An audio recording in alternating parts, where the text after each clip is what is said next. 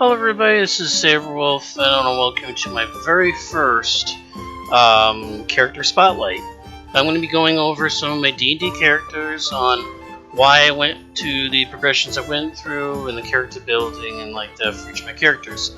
Now you know me from my past, if you've been following me with my Guild Wars 2 and like that, is that I tend to plan a theme for my characters and not necessarily optimized way of doing things, but it is a way that makes sense for that character, that makes sense for them as they progress through their lives and like that. So for in this case, with most people would go Paladin Warlock because that's what makes sense because you want really high spell levels to do the smites with. I kind of went a similar route that way, but I didn't go with Warlock, and I'll explain why as I go along. But for this character, I actually chose Sorcerer.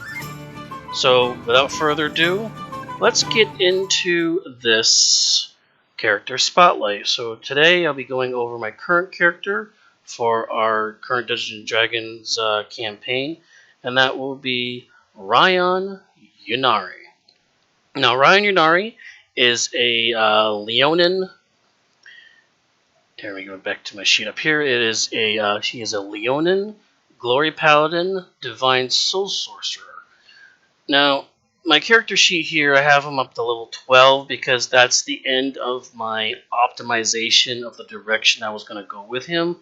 And I just want to show what my thought process was in his creation and the direction I was going to go with him.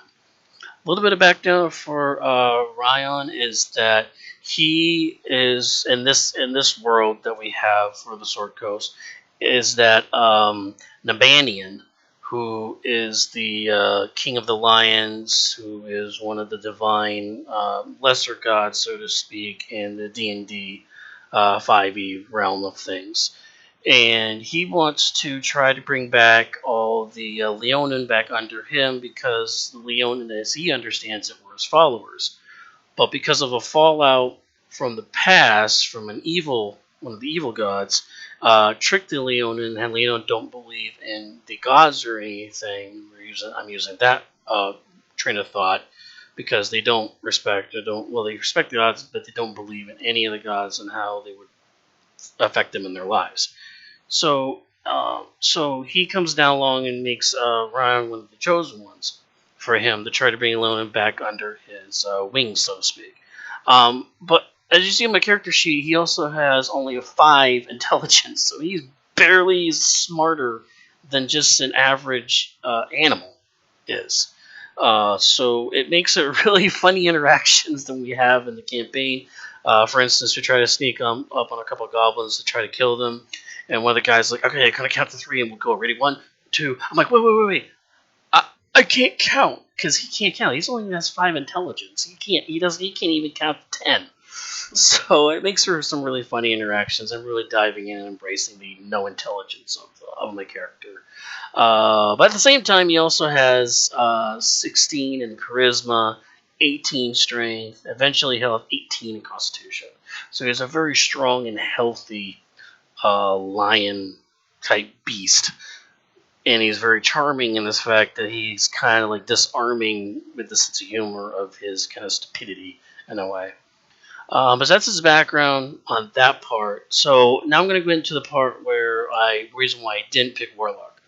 Warlock just didn't fit for Raion. He doesn't really look into a Patreon to try to lead him out of a past or something to make himself better in that sense.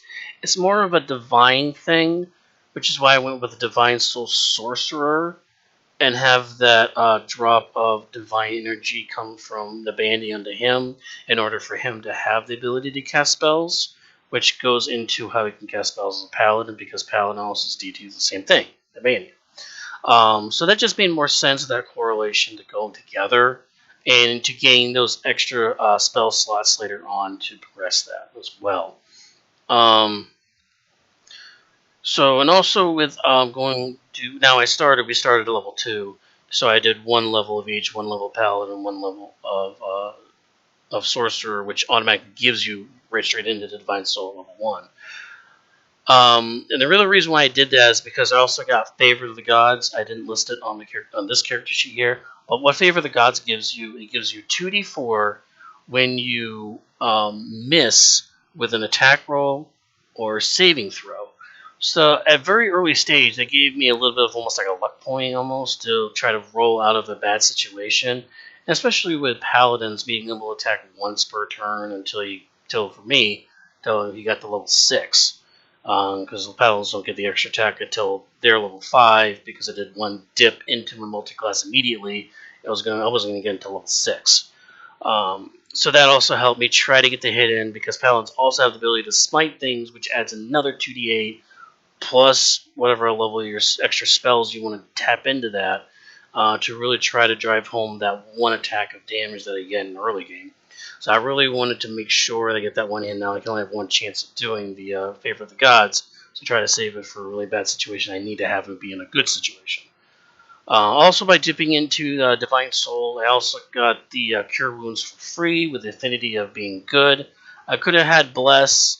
I decided not to go with Bless because we have Cleric in the party that would be doing the Bless.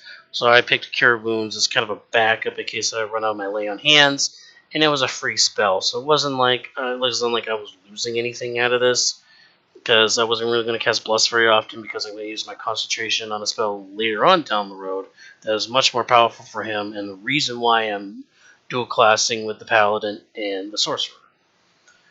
So on the Paladin line, after going 1-1, I wanted to drive home that Paladin line all the way through the build. That was number one, the most important thing, because I had to get to level 9 on Paladin. The type of Paladin I chose, as you can see here, is Glory Paladin. Glory Paladin's a new one that also came in with the Leonin, so that kind of went hand in hand on that. So I figured that that would be a good new thing to try out, since none of us tried them out before in our group. So with Paladin, I want to focus on being the front guy and want to focus on damage. So I'm focused on being armor, which is level 20, which is our EC to 20. I also want to focus on health. Now, by the time I get to this point, which is level 12, I have 118 HP, quite a bit amount of HP. So with Lay on Hands, it gives you another 45 HP on top of that. So when going down the tree in level 2, I got the Dueling, so that's +2 to my base damage. And with my strength being +4, and my weapon I'm using is a +1. The lowest I can roll is 8 damage on my turn, so every turn I'm doing a minimum of 8 damage, which is pretty good. Most people in our party is doing their cantrips and only doing 1d4 with no additional plus to it. I'm dealing 8 or higher, all the way up to like 15 damage every single time I'm swinging my sword. So I'm basically killing things, one thing on the field every single turn. So I'm definitely being the biggest damage output for my team right now. As you go further down the line for the secret spells and like that, I got Guiding Bolt in Heroism. Guiding Bolt allows Raion to deal 4d6 from 120 feet away. When I debuted Raion, we have a little arena night. Sometimes we're doing Thursday nights, and when I debuted Raion, the main guy on the other team that was playing, I ended up critting on the hit, so I ended up rolling an 8d6 to open up the fight, and nobody had any idea I could do a Guiding Bolt from long range with this guy. Almost killed him to start the whole fight, so that was pretty funny. But yeah, it just shows that with having the Guiding Bolt ability right from the get-go to fight with, it's pretty silly on a Paladin to have. And he also had Heroism on top of that, which makes you immune to fear, and also I gain temporary hit points equal to my spellcasting modifier. So every single turn, I'm getting 3 temporary hit points back, which again goes into taking us on their guy in the front line. So every time I'm getting hit or anything like that, Raion's still getting 3 more HP back every single turn, temporary HP, but still it's 3 HP every single turn, which early on in campaigns, that's a lot. 3 HP can mean a big difference in the campaign. Moving further down the paladin line, as we go through, we get our channel divinity. Now, on top of just getting your, and I just stuck with the basic smite that you get with the paladin. I didn't do any of the extra spell casting ones. I just stuck with the base one for paladin because with the divine smite feature of the glory paladin, you also get inspiring smite, which allows you to freely, if you divine smite, no extra cost, no bonus action. Oh, sorry, it is a bonus action. To do 2d8 plus your level in the class as temporary hit points.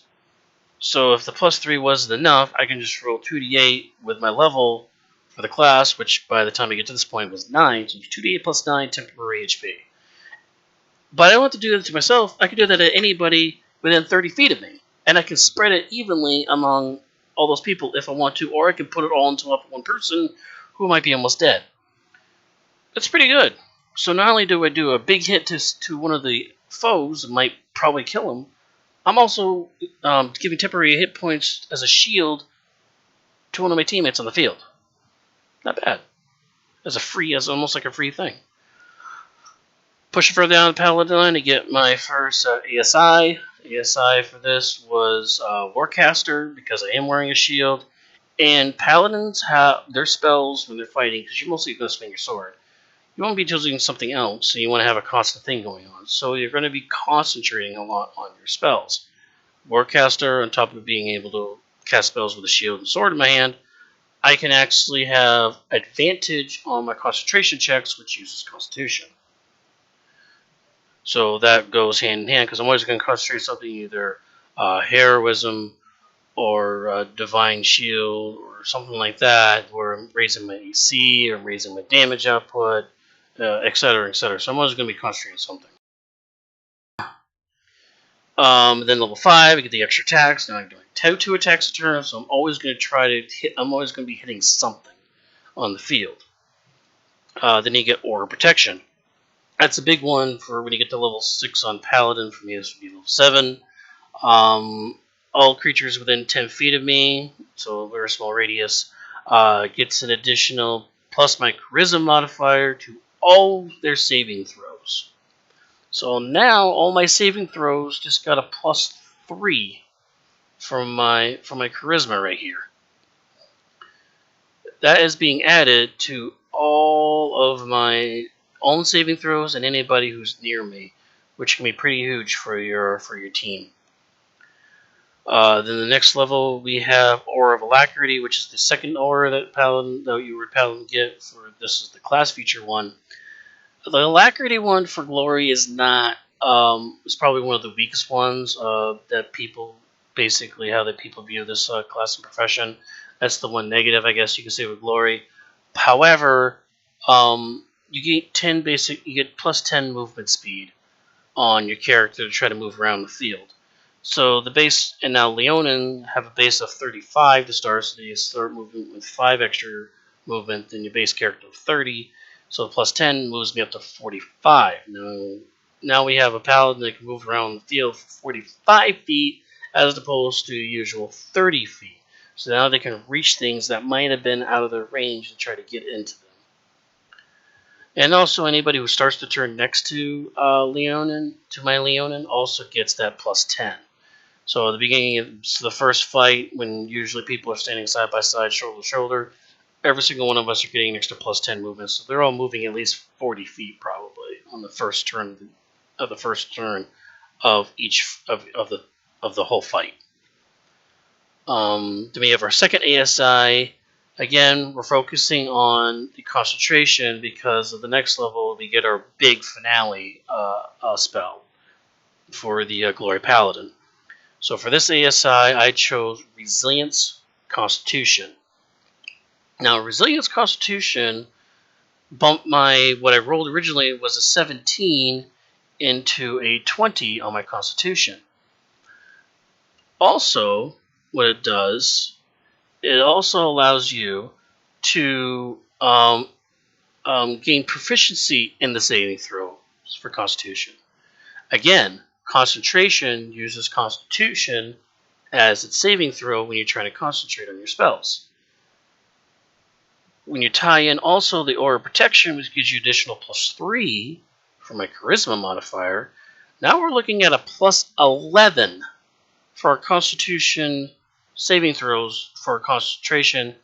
And, oh, by the way, it's at advantage thanks to our Warcaster. Likely, this Paladin is never going to fail the concentration check unless they roll a 1. Even if roll a 2, you're still looking at a 13, which should be able to get him out of any trouble of game. Because even with a 13, you had to have taken at least, I believe it's 27, 28 damage in order to fail that save. So, obviously, not going to be failing the concentration checks on what will be this next spell. For that next spell, for the Glory Paladin, they get a really crazy spell, which is Haste. Haste allows you to double your movement speed. Raion's base movement speed, again, is 45. Okay? So that means his movement speed is doubled to 90. Nothing's going to get away from him on the battlefield. He's going to be able to get to anything he wants, hit them, and to be able to run away from it to try to get into a safe spot. If he can't get in that safe spot, he gets an additional +2 bonus to his AC. Now his AC goes up to 22 in order to try to hit him. He also gets advantage on dexterity saving throws. So that low dexterity of only one modifier with no proficiency in it, because of also we're getting that Aura Protection, we have a +4 at advantage to try to get the dexterity saving throw through. And finally, we get the additional action each turn, which means he gets a third attack each turn, which I was saying before with the base damage of 8. So 3 attacks with at least 8 damage each. You're looking at 24 damage base to a possible maximum of 45 damage before you add in any kind of divine smites or anything on top of that. Not bad, really. Not bad. Of course, you go straight to dash, disengage like that. So if I want to get out of trouble, you can use that extra action to disengage, which means the enemy won't have an opportunity to attack. And you still get the 90 feet of movement to try to get away from the target, which most targets are only going to be able to move 30 feet, maybe 35 feet. You're still going to be able to get away with a full 90 feet in a turn of movement. Excuse me. And since we have that +11 that we mentioned before in our for our concentration constitution check, we're likely not going to be seeing that lethargy sweep from the haste ending on your character. And with this concentration being on yourself, helping yourself, that frees up your sorcerer or your wizard from not having to have them to concentrate to cast a spell on you. Now they can concentrate or cast a different spell to help out the team. So they don't have to worry about you, because I'm already taking care of myself with my +11 concentration, do haste, and run around all over the battlefield. Now we go back to the topic of the second reason why I picked Sorcerer. Well, we have to jump to level 3 for that, which we get into the meta magic.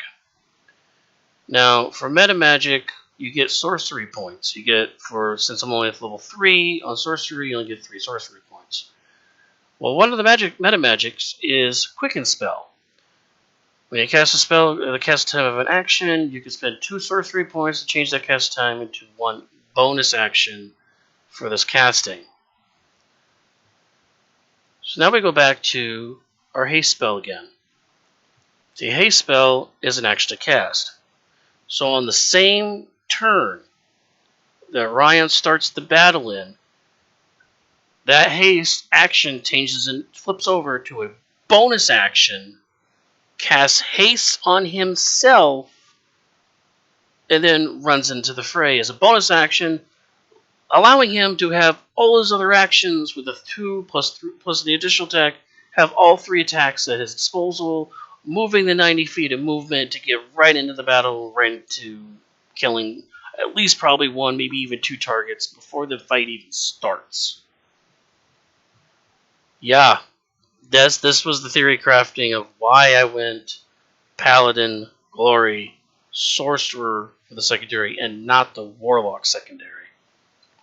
Because now I can use that meta magic to not have to cast on myself, wait a full turn before I can actually really do anything. Yeah, I could do the 1 attack that I get as a free thing from the haste, but now I can have 3 attacks to move in and do whatever I need to do. For the second, because you get 2 meta magic, I didn't take distance spell, because let's go all the way back to the beginning when we were talking about the guiding bolt. So if we have, for some reason, a long-range fighting affair, 120 feet is now doubled to 240 feet. So now you're going back to the whole Warlock thing with your Eldritch Blast casting, which for them would be, I think it's like almost 300 feet away or something like that. So he can pretty much turn into that because he also gets the Firebolt from the Sorcerer. And because this is level 12, he gets the level 11, which is a 3d10. Yeah, it's only 1 bolt instead of 3 bolts, so he has 1 chance to hit instead of 3 chances to hit. But you still get a 3d10 instead of 1d10, 1d10, 1d10. You don't get the plus bonus from the charisma side of it, but I'm trading that in order to bonus action cast haste instead. I'll take the bonus action casting haste instead because I'm the one that's going to be in the middle of the fray, not launching things from long range, which is what Warlocks would normally be doing because they don't have many spell slots to begin with. So that is Raion Unari in a nutshell for you all. I'm really enjoying playing with him. Enjoying again with the low intelligence, being the kind of dumb guy in the group. Not having to make too many decisions. Most decisions I've been making on stream has just been me, like, out of character, just figuring things like, well, that doesn't make sense because we might as well just do this. I guess that kind of is out of character for me to try to do that, but they are fine with it because I am trying to do some play with it because we try to share the burden of trying to figure out what to do when each thing and each thing comes along, or each problem comes along. So I hope you enjoyed this video. Let me know in the comments if you want to see other videos. I do plan on doing highlighting my other character, which was Therese from my last campaign. He is my #1 favorite character that I've played ever, and he's pretty cool, and especially when he has a handicap, so it makes him kind of special too. So I hope you guys enjoyed this spotlight of Raion Unari right here. Again, leave a comment and let me know if you want to see more of these videos. And one more thing. By the time this video comes out tonight, 7 p.m. Eastern, right here on my Saberwolf Gaming, there's 2 M's, on Twitch. VOD will be soon after on YouTube. Friday Night Dice, Minds of Fendelver continues with everybody should be there tonight. So I hope you enjoy watching that. And again, I'll be looking in the comments, so chat along. I'll be chatting along with you. Hope everybody enjoyed this. Thank you, and have a good night.